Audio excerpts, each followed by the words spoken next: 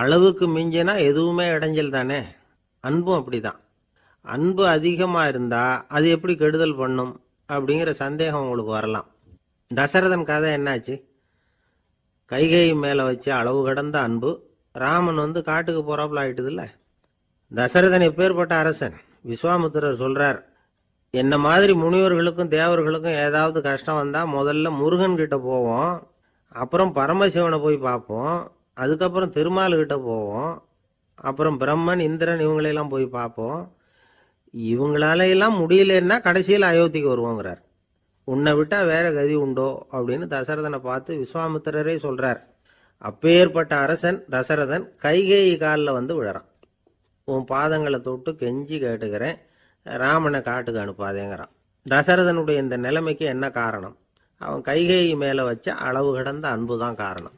இப்போ சொல்லுங்க, அன்பா இருந்தாலும் அது அளவுக்கு மீறி போனால் கெடுதல் பண்ணுமா பண்ணாதா? அது மட்டும் இல்லை, அளவு கடந்த அன்பு நீதிக்கும் நியாயத்துக்கும் புறம்பான காரியங்களையும் செய்ய வச்சிரும். தசரதன் மிகச்சிறந்த நீதிமான், தர்மத்துக்கு விரோதமாக ஒரு காரியமும் செய்யாதவன். அப்பேற்பட்டவன் தன்னுடைய மனைவியை பார்த்து என்ன சொல்றான் தெரியுமா? உனக்காக நான் என்ன செய்யணும்னு சொல்லு செய்கிறேன், ஒரு குற்றமும் செய்யாத ஒருத்தனை கொல்லணுமா கொல்றேன், மரண தண்டனை விதிக்கப்பட்ட ஒருத்தனை விடுதலை செய்ய சொல்றியா செய்கிறேன், எந்த பிச்சைக்காரனையாவது கோடீஸ்வரனாக சொல்றியா ஆக்குறேன், அல்லது கோடீஸ்வரனை பிச்சைக்காரன் ஆக்கணுமா ஆக்குறேன் அப்படிங்கிறான். நீதிக்கு விரோதமான இந்த பாவங்களை செய்யறதுக்கு அப்பேற்பட்ட அரசன் எப்படி துணிஞ்சான்? மனைவி பேரில் வச்ச அளவு கடந்த அன்பு தான் காரணம். திரிசூலம், வஜ்ராயுதம், வாள் இதுகளால் தாக்கப்பட்டா கூட அதையெல்லாம் கொஞ்சம் கூட லட்சியம் பண்ணாத ஒருத்தன் காமதேவனுடைய மலர் அம்புகள் தாக்குனா அதை அவனால் தாக்கு பிடிக்க முடியல, விழுந்துடுறான். காமதேவனுக்குள்ள மகிமையே அதுதாங்கிறார் துளசிதாசர். அதனால தான் பெரியவங்கள்லாம் என்ன சொல்கிறாங்கன்னா, எதையும் அளவுக்கு மீறி செய்யாதேங்கிறாங்க. அப்பா, அம்மா, மனைவி, மக்கள் எல்லார் பேர்லேயும் அன்பு அவசியம்தான். ஆனால் அந்த அன்பு அறிவுக்கு புறம்பாக இருக்கக்கூடாது, அளவுக்கு மீறி இருக்கக்கூடாது. அப்போ தான் வாழ்க்கை சுகமாக இருக்கும், இல்லைன்னா அவஸ்தை தான். அளவுக்கு மீறின அன்புங்கிறது புரியுது, அது சரி. அறிவுக்கு புறம்பான அன்புங்கிறது எப்படி? ஒரு தாய்க்கு ஜலதோஷம் அல்லது ஏதோ ஒரு தொற்று நோயின்னு வச்சுங்களேன். அந்த அம்மாவுக்கு தன்னுடைய குழந்தை பேரில் அளவு கடந்த அன்பு. தனக்கு நோய் இருக்குது, அது அடுத்தவங்களுக்கு தொற்றக்கூடியது அப்படின்னு தெரிஞ்சிருந்தோம் அன்பை காட்டுறதுக்காக அந்த குழந்தைக்கு முத்தம் கொடுக்குறேன்னு தூக்கி வச்சுக்கிட்டு கொஞ்சம் ஆரம்பிச்சதுன்னு வச்சுக்கோங்க, அது நல்லா இருக்குமா? இதுதான் அறிவுக்கு புறம்பான அன்புங்கிறது. அது மாதிரி விலங்குகள்கிட்ட அன்பாயிருன்னு சொல்கிறோம். அதுக்காக புலிக்கு முத்தம் கொடுக்க முடியுமா? அப்படி கொடுத்தா அது அறிவுக்கு புறம்பான அன்பு. அதனால் அன்பு கூட அறிவுபூர்வமாக இருக்கணும் அப்படிங்கிறத இன்னைக்கு தகவல் மூலமாக நாம் புரிஞ்சுக்கணும். இந்த காலத்து காதலன் தன்னுடைய காதலிகிட்ட சொன்னானாம், இதை பாரு, உன் பேரில் எனக்கு அளவு கடந்த அன்பு, உனக்காக என்ன செய்யணும் சொல்லு செய்கிறேன், நெருப்பில் நடக்கணுமா நடக்கிறேன், நீரில் குதிக்கணுமா குதிக்கிறேன், உயிரையே கொடுக்கணுமா கொடுக்குறேன் அப்படின்னா. சரி, வர்றேன் ஞாயிற்றுக்கிழமை சாயந்தரம் 6 மணிக்கு இதே இடத்துக்கு வாங்க அப்படின்னு அந்த பொண்ணு. இவன் கொஞ்சம் யோசனை பண்ணி பார்த்துட்டு, அன்னைக்கு மழை பெய்யாமல் இருந்தால் வந்துடுறேன் அப்படின்னானா. கப்பல் கடலில் போய்கிட்டு இருக்கு. புயல், சூறாவளி, அலையெல்லாம் பெருசு பெருசாக ரொம்ப உயரமாக உண்டாகுது. கடுமையான காற்றிலேயும் வேகமான அலைகள்லேயும் சிக்கி அந்த கப்பல் தடுமாறுது. திசை மாறி போச்சு. எந்த பக்கம் போயிட்டு இருக்கிறோம்னே தெரியல. அந்த கப்பலை செலுத்திக்கிட்டு இருந்த மாலுமி ரொம்ப சாமர்த்தியமாக செயல்பட்டார். தன்னுடைய அறிவாற்றலையும் திறமையையும் முழுமையாக பயன்படுத்தினார். அந்த கப்பலை கட்டுப்படுத்தினார். மெதுவாக அந்த சூறாவளியிலிருந்து கப்பலை காப்பாற்றி கரைக்கு கொண்டுட்டு சேர்த்துட்டார். மாலுமின்னு ஒருத்தர் இருந்ததுனால அந்த மரக்கலம் காப்பாற்றப்பட்டது. மாலுமின்னு ஒருத்தர் இல்லைன்னு வச்சுக்கோங்க, அந்த கப்பலோட கதி என்னவா இருக்கும் யோசிச்சு பாருங்க. ஒரு கோபக்காரனுடைய நிலைமையும் அப்படித்தானா. கோபக்காரன்கிறவன் ஒரு மாலுமி இல்லாத மரக்கலம் அப்படிங்கிறார் நபிகள் நாயகம். கொந்தளிக்கிற கடல்ல கொடுமையான அலைகளின் உச்சியில அல்லல் படுகிற மரக்கலத்தை விட மோசமானது கோபக்காரனின் நிலைமை அப்படிங்கிறது அவருடைய கருத்து. அது மாதிரி இதுன்னு சொல்லல, அதை விட மோசம் இது அப்படிங்கிறார். ஏன் தெரியுமா? ஒரு கப்பல் கடல்ல தடுமாறினா அதை சரிப்படுத்த மாலுமி இருக்கிறார். அவர் தன்னுடைய சாமர்த்தியத்தினால அதை கட்டுப்படுத்தி சரியான வழிக்கு கொண்டுட்டு வந்துடுவார்.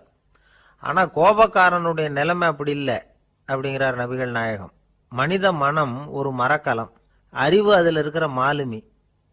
மாலுமி மரக்கலத்தை செலுத்துறான், அவனுக்கு கட்டுப்பட்டு அது ஓடுது. ஆனால் கோபக்காரனுங்கிற மனுஷங்கிட்ட அறிவுங்கிற மாலுமி சரியாக வேலை செய்ய மாட்டான். ஏன்னா கோபம் அந்த மாலுமியின் கண்களை அவிச்சிரும், காதுகளை கேட்காம பண்ணிவிடும்.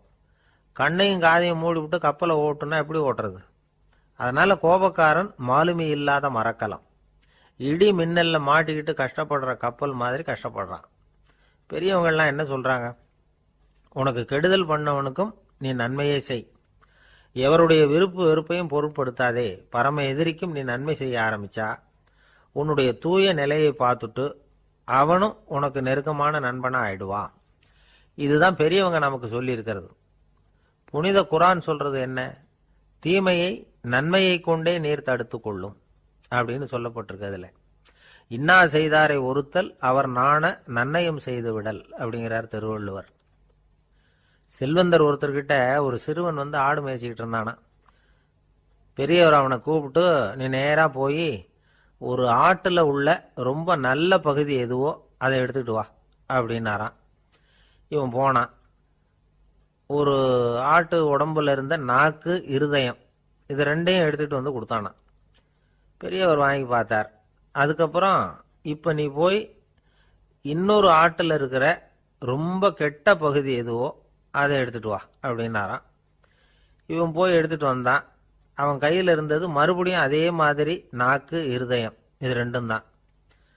என்னது இப்பவும் அதையே கொண்டுட்டு வந்திருக்கிற அப்படின்னாராம் பெரியவர். இவன் சொன்னானா, ஒரு உடம்புல உள்ள ரொம்ப நல்ல பொருளும் இதுதான், ரொம்ப கெட்ட பொருளும் இதுதான் அப்படின்னானா.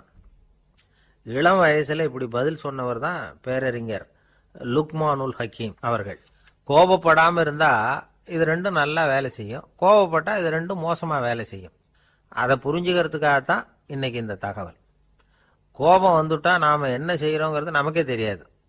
ஒருத்தர் டாக்டர் கிட்ட போனார் அவசரமா. டாக்டர், எனக்கு இப்ப கடுமையான கோப வெறி, எனக்கு கண்ணு மண்ணு ஒன்றும் புரியல, உடனடியாக அதை கட்டுப்படுத்தணும், உடனே இதுக்கு ஏதாவது ஒரு மாத்திரை கொடுங்க ப்ளீஸ் அப்படின்னார். அந்த டாக்டரும் உடனே ஒரு மாத்திரையை கொடுத்து, இதை உடனே போடுங்க, நான் தண்ணி கொண்டுட்டு வரேன்னு உள்ள போனார். தண்ணியோட திரும்பி வந்தார். இவரு சொன்னார், டாக்டர், நீங்க கொடுத்த மாத்திரை ரொம்ப பெருசா இருந்தது, இருந்தாலும் கஷ்டப்பட்டு முழுங்கிட்டேன்னார். டாக்டர் சந்தேகத்தோட மேசையை பார்க்கிறார். பார்த்தா மாத்திரை அங்கேயே இருக்குது, பேப்பர் வெயிட்ட காணல. ஒரு நாள் காலை நேரம் ஒரு குரு படுக்கையை விட்டு எழுந்திருக்கிறார். உடனே சீடர்களை பார்த்து எல்லாரும் இப்படி வாங்கங்கிறார். எல்லாரும் வர்றாங்க வேகமா. என்னங்க வேணும் உங்களுக்கு அப்படிங்கிற மாதிரி எல்லாரும் குருவை பார்த்தாங்க பயபக்தியோட. குரு அந்த சீடர்களை பார்த்து, இதை பாருங்க, இப்போ நான் ஒரு சிக்கலான விவகாரத்தில் மாட்டிக்கிட்டு இருக்கிறேன், அதை நீங்கள் தீர்த்து வச்சா நல்லதுன்னார். சீடர்களுக்கு ஒன்றும் புரியல. என்ன இது இவர் இப்படி சொல்றாரு? நமக்குள்ள எல்லா விவகாரங்களையும் தீர்த்து வைக்கிறவர் நம்ம குருநாதர், அவருடைய விவகாரத்தை நாம தீர்த்து வைக்கிறதா? ஆச்சரியமா இருக்குதே, குருநாதருக்கே சிக்கலா அப்படின்னு யோசனை பண்ண ஆரம்பிச்சாங்க. இருந்தாலும் ரொம்ப பணிவா கேட்டாங்க, சுவாமி உங்களுக்கே சிக்கலா? இந்த உலகத்து சிக்கல்களுக்கும் சிரமங்களுக்கும் அப்பாற்பட்டவர் அல்லவா தாங்கள், அப்படிப்பட்ட உங்களுக்கு சிக்கல்னா அது எப்படி அப்படின்னாங்க. எனக்கு ஏற்பட்டிருக்கிற சிக்கல் அவ்வளவு பெருசு, ரொம்ப பெரிய விவகாரம் அது அப்படின்னார் குரு. கொஞ்சம் விவரமா சொல்லுங்க அப்படின்னாங்க இவங்க. இப்ப அந்த குரு விவரத்தை சொன்னார். அதாவது நேற்று ராத்திரி நான் ஒரு கனவு கண்டேன். அந்த கனவுல நான் ஒரு பட்டாம்பூச்சியா மாறிட்டேன். அப்படி மாறி ஒவ்வொரு மலரா பறந்து போய் உட்காந்து தேன் சாப்பிட்டேன் அப்படின்னார். சீடர்கள் இதை கேட்டதும் ரொம்ப திகைச்சு போயிட்டாங்க. என்ன இது, இது ஒரு பெரிய பிரச்சனையா? ஒரு சாதாரண கனவு கண்டதுக்காகவா இந்த காலை வேளையில நம்மளையெல்லாம் குருநாதர் இவ்வளவு அவசரமா கூப்பிட்டுருக்கார் அப்படின்னு நினைச்சாங்க. இருந்தாலும் கேட்டாங்க, இதுல என்ன சிக்கல் சுவாமி? கனவுங்கிறது எல்லாருக்கும் வரத்தானே செய்யும் அப்படின்னார் ஒரு சீடர். சீடர்களே, பிரச்சனை அது இல்லை. நான் இன்னைக்கு காலையில கண்ணு முழிச்சு பார்த்தப்போ நான் நானாக மறுபடியும் மாறிட்டேங்கிறத தெரிஞ்சுக்கிட்டேன். இதுல சிக்கல் என்னன்னா, இப்ப அந்த பட்டாம்பூச்சி தான் நானா ஆயிட்டதாக கனவு கண்டுகிட்டு இருக்கா அப்படிங்கிறது தான். ஒரு மனுஷன் பட்டாம்பூச்சி ஆகிறதாக கனவு காண முடியுங்கிறப்போ அந்த பட்டாம்பூச்சியும் மனுஷனா ஆகிறதாக கனவு காண முடியும் இல்லையா? இப்ப எனக்கு யதார்த்த நிலை தெரியணும், எது நிஜம்னு தெரியணும். நேத்து ராத்திரி நான் கண்டது கனவா, அல்லது இது பட்டாம்பூச்சி கண்டுகிட்டு இருக்கிற கனவா? இதுதான் குரு கேட்ட கேள்வி. இதை கேட்டதும் சீடர்கள் ரொம்ப குழம்பி போயிட்டாங்க. சுவாமி, இது வரைக்கும் நாங்கள் தூங்குறப்ப பார்க்கறது கனவுன்னும் முழிச்சுக்கிட்டு இருக்கிறப்ப பார்க்கறது நனவுன்னு நம்பிக்கிட்டு இருக்கிறோம். இப்போ எங்களை ரொம்ப குழப்பிட்டீங்க, இதுக்கு பதில் சொல்ல எங்களுக்கு சக்தி இல்லை அப்படின்னு சொல்லிவிட்டாங்களாம். அதுக்கப்புறம் அந்த குரு சொன்னாராம், நினைவு தான் முக்கியமான அம்சம். முடிவு கட்டம்னா பகலின் நினைவுகளை விட இரவின் கனவுகளே ரொம்ப உண்மை. ஒருத்தன் வந்து தூங்க போனால் தூங்கிக்கிட்டே இருந்தால் அவன் காணும் கனவு பொய்ங்கிறத அவன் உணர மாட்டான். ஒவ்வொரு கனவும் காணும் பொழுது அது ரொம்ப உண்மையாக தான் தெரியுது. ஒரு கனவு கூட உண்மை இல்லைன்னு கனவுல தோன்றுவதே இல்லை அப்படின்னார் குரு. அகில வாழ்வு அத்தனையும் சொற்பனம் கண்டாய் அப்படிங்கிறார் தாயுமானவர். ஆகையினால நம்ம கனவுலேருந்து நாம் என்னைக்கு முழிச்சிக்க போகிறோம் அப்படிங்கிறது தான் ஒரு முக்கியமான கேள்வி. ஒருத்தர் வந்தார், காலில் கட்டோடு வந்தார். என்னங்க காலில் கட்டுன்னு? சார், நேற்று ராத்திரி தூக்கத்தில் எங்கள் வீட்டு கூரையில் ஏணியை சாத்தி வச்சு இறங்கினப்போ வழுக்கி விழுந்து காலை உடச்சிக்கிட்டேன்னார். உங்கள் வீட்டில் தான் ஏணியே கிடையாது சார் அப்படின்னு. உண்மைதான் சார், நான் கீழே விழுந்து முழிச்சுக்கிட்டதுக்கு அப்புறம் தானே ஏணி இல்லைங்கிறது எனக்கு ஞாபகம் வந்தது அப்படின்னார். எனக்கு ஒரு உதவி செய்யணும் அப்படின்னு நம்மளை பார்த்து ஒருத்தர் கேட்குறாருன்னு வச்சுங்களேன், உடனே நாம் அவரை பார்த்து என்ன உதவின்னு கேட்போம். இதுதான் சராசரி மனிதர்களின் இயல்பு. ஆனால் ஒருத்தர் எனக்கு ஒரு உதவி செய்யணும் அப்படின்னு கேட்ட உடனே என்ன உதவின்னு கூட கேட்காம சரி செய்கிறேன் அப்படின்னு ஒத்துக்கிறது இருக்கு பாருங்க, அது கொஞ்சம் அபூர்வம். அந்த காலத்தில் ஒருத்தர் இருந்தார். அவர் எப்படி தெரியுமா? உதவி கேட்குறவங்க நல்லவங்களா கெட்டவங்களா அப்படின்னு கூட பார்க்கல, தனக்கு நன்மையா தீமையா அப்படின்னு கூட பார்க்கல, உதவி செய்கிறேன்னு புறப்பட்டுட்டார். அவர் யார் தெரியுமா? அவர் தான் நல சக்கரவர்த்தி. அவர் மாதிரி நாமும் உதவி கேட்குறவங்களுக்கு உடனே உதவி செய்கிறதுக்கு தயாராக இருக்கணும் அப்படின்னு சொன்னார் ஒரு ஆன்மீக பேச்சாளர். நல சரித்திரத்தை அவர் சொல்லிக்கிட்டு இருந்தார். இந்திரன், அக்னி, வருணன், யமன் இவங்க 4 பேரும் நலனை பார்த்து எங்களுக்கு நீ உதவி செய்யணும், எங்களுக்காக நீ தூது போகணும் அப்படின்னு கேட்குறாங்க. யாருக்கிட்ட தூது போகணும், என்ன காரியத்துக்காக போகணும் அப்படின்னு கேட்கணும்ல. நலன் அப்படி கேட்கவே இல்லை, உடனே சரின்னு ஒத்துக்கிறான். அதுக்கப்புறம் அவங்க விவரம் சொல்கிறாங்க, என்ன உதவி, யாருக்கிட்ட தூது போகணும் அப்படிங்கிற விவரத்தை சொல்கிறாங்க. நலனுக்கும் அப்புறம்தான் புரியுது, எந்த தமயந்தியை இவன் காதலிச்சானோ, எந்த தமயந்தின் சுயம்பரத்துக்காக இவன் போய்கிட்டு இருக்கிறானோ அந்த தமயந்தியை பார்த்து தங்களுக்காக அவகிட்ட வாதாடணும், பேசணும், தங்களில் ஒருத்தரை கல்யாணம் பண்ணிக்கும்படியாக கேட்கணும் அப்படின்னு அவங்க 4 பேரும் நலன்கிட்ட கேட்குறாங்க. இதை கேட்டதும் நலன் கொஞ்சம் கூட முகம் சுளிக்கலை, பதட்டப்படலை. நேராக தமயந்தி கிட்ட போகிறான். இந்திரன், அக்னி, வருணன், யமன் இவங்களோட சிறப்புகளை எடுத்து சொல்கிறான். இவங்களில் ஒருத்தரை கல்யாணம் பண்ணிக்கலாம் அப்படின்னு சொல்லி கேட்டுக்கிறான். ஆனால் இதுக்கு தமயந்தி சம்மதிக்கலை. சுயம்வரம் நடக்குது, அவள் நலனை தேர்ந்தெடுக்கிறாள். அந்த 4 பேரும் நலனுக்கு நிறைய வரங்கள்லாம் கொடுக்குறாங்க. அதுக்கப்புறம் இப்படி போகுது கதை. இதில் நாம் கவனிக்க வேண்டியது என்னென்னா, உதவின்னு கேட்ட உடனே என்ன உதவின்னு கேட்காம சரி செய்கிறேன்னு சொன்னான் பாருங்க, அதை கொஞ்சம் சிந்திக்கணும். செய்கிறேன்னு ஒத்துக்கிட்டதுக்கு அப்புறம் அது என்ன உதவின்னு தெரிஞ்சும் முகம் சுளிக்காமல் அதை செஞ்சான் பாருங்க, அதையும் கொஞ்சம் சிந்திக்கணும். நம்மால் ஒருத்தன் ஒரு நண்பனை தேடி போனால் எனக்கு ஒரு உதவின்னா சரி சொல்லுன்னா, இப்போ உங்ககிட்ட 2 கார் இருந்தால் என்ன பண்ணுவேன்னா உடனே அதில் ஒன்று உங்ககிட்ட கொடுத்துருவேன்னா, அவன் உங்ககிட்ட 2 பங்களா இருந்தால் என்ன பண்ணுவேன்னா அதில் ஒன்று உங்ககிட்ட கொடுத்துருவேன்னா, உங்ககிட்ட 2 பேனா இருந்தால் என்ன பண்ணுவேன்னா அதில் ஒரு பேனாவை உங்ககிட்ட கொடுக்க மாட்டேன்னா அவன். ஏன்டா அப்படி சொல்கிறேன்னா, ஏன்னா இப்போ நிஜமாவே என்கிட்ட 2 பேனா இருக்குது, அதனால் அப்படி சொல்கிறேன் அப்படின்னு நானான் அவன். தானத்தில் சிறந்தது எது அப்படின்னு ஒரு கேள்வியை கேட்டு தானத்தில் சிறந்தது நிதானம் அப்படின்னு அதுக்கு ஒரு பதிலும் சொல்கிறவங்க உண்டு. நிதானம் ரொம்ப அவசியம், அதுவும் இன்றைய உலகத்துக்கு ரொம்ப அவசியம். இன்றைக்கி உலகம் ரொம்ப பரபரப்பாக போய்கிட்டு இருக்குது. பொறுமையாக இருக்கணும்னு நினைக்கிறவங்களால கூட அப்படி இருக்க முடியறதில்ல. பொறுமையை சோதிக்கிறது மாதிரி பல சம்பவங்கள், அதையெல்லாம் சந்திச்சே தீர வேண்டியிருக்குது. எங்கே போனாலும் க்யூவில் நிற்க வேண்டியிருக்குது, எங்கே போனாலும் காத்துக்கிட்டு இருக்க வேண்டியிருக்கு. ஆஃபீஸ்லேயோ வீட்லேயோ கூட நீங்கள் நிதானமாக பொறுமையாக நடந்துக்க தெரியலன்னா உங்களுக்கு சிடுமூஞ்சி, முசுடு இப்படிலாம் பேர் வச்சுருவாங்க. அது உங்களுக்கு தேவையா? சரி, வாழ்க்கையில் பொறுமைசாலின்னு பேர் வாங்கிறதுக்கு என்ன வழி? முதல் பாயிண்ட், நீங்கள் நினைக்கிறது, எதிர்பார்க்கறது, செய்யறது எல்லாமே 100% கரெக்டாக நடக்கணும்னு ஆசைப்படக்கூடாது. எதுவாக இருந்தாலும் அதில் ஓரளவுக்கு தவறு நடக்கலாம் அப்படிங்கிறத எதிர்பார்த்தே இருக்கணும். ஓரளவுக்கு அதை அனுமதிக்கணும். ஒரு நண்பரை 6 மணிக்கு ஒரு இடத்துக்கு வர சொல்லியிருக்கிறீங்க, 6 மணிக்கு அவர் வரலை, உடனே பொறுமை இழந்து நடந்துக்கக்கூடாது. ஒரு 10 நிமிஷம் டிலே ஆகலாம். ஒரு வர்ற வழியில் பஸ்ஸு கூட ஏதாவது டிராஃபிக்கில் மாட்டியிருக்கலாம். அதெல்லாம் எதிர்பார்த்தே கொஞ்சம் காத்திருக்கிறதுல ஒன்றும் தப்பு இல்லை. சில சமயம் டிலே ஆகிறது கூட நல்லதாக முடியும். ஒரு பஸ்ஸை தவற விட்டுட்டு ஐயோ கொஞ்சம் ஒரு 2 நிமிஷம் முன்னாடி வந்திருந்தா பிடிச்சிருக்கலாமே அப்படின்னு தவிச்சிக்கிட்டு இருப்பாங்க சில பேர். அடுத்தபடியாக வர்ற பஸ்ஸு நேரடியாக நீங்கள் போக வேண்டிய இடத்துக்கே கொண்டு போய் விடுற பஸ்ஸாக கூட இருக்கலாம். அது உங்களுக்கு முன்னாடி தெரியாதுல்ல. சில நெருக்கடியான சூழ்நிலைகளை தமாஷா எடுத்துக்கிறதுக்கு பழகிக்கணும். சில இடங்களுக்கு போகிறப்ப காத்திருக்கிறதுக்கு நம்ம மனசை தயார்படுத்திக்கிட்டே போகணும். ஒரு ரயிலுக்கோ பஸ்ஸுக்கோ அல்லது விமானத்துக்கோ கப்பல் பிரயாணத்துக்கோ போகிறப்போ அங்கே போய் நீங்கள் மணிக்கணக்கில் கூட காத்துக்கிட்டு தான் இருக்கணும். புறப்படுற நேரம் கூட மாறலாம். நீங்கள் போய் சேர்ந்ததும் அது உடனே புறப்படணும்னு கட்டாயமாக என்ன? அது மாதிரி சமயத்தில் படிக்கிறதுக்குன்னு சில சுவாரஸ்யமான புத்தகங்களையும் கையில் எடுத்துக்கலாம். உங்களை சுற்றி எவ்வளவோ சுவாரஸ்யமான சம்பவங்கள் நடந்துக்கிட்டு இருக்குதுல்ல, அதையெல்லாம் வேடிக்கை பாருங்கள்.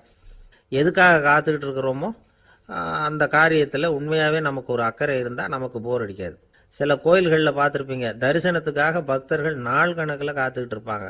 அவங்களெலாம் அழுத்துக்கிறது இல்லை. ஆண்டவனை தரிசிக்கணுங்கிற உண்மையான அக்கறை இருக்கிறதுனால அவங்களுக்கு போர் அடிக்கிறது இல்லை. ஆனால் சில சினிமா தியேட்டரில் கூட பார்க்கலாமே, சினிமா கியூ கூட அப்படி தான். சாயந்தரம் 6 மணி ஆட்டத்துக்கு காலம்பரம் 6 மணிக்கே போய் கூட காத்துக்கிட்டு இருப்பாங்க. அவங்களுக்கெல்லாம் போர் அடிக்காது, படம் பார்க்குற ஆர்வம். இன்னொரு முக்கியமான விஷயத்தை நாம் பழக்கப்படுத்திக்கணும். லிவ் ஃபார் தி மூமெண்ட் அப்படிங்கிறாங்க நிபுணர்கள். ரொம்ப பேர் எப்படின்னா அடுத்தபடியாக நடக்க போகிற விஷயத்திலேயே கவனமாக இருப்பாங்க. அந்த நினைப்புலேயே இந்த நிமிஷத்தை பொறுமை இல்லாமல் கழிப்பாங்க.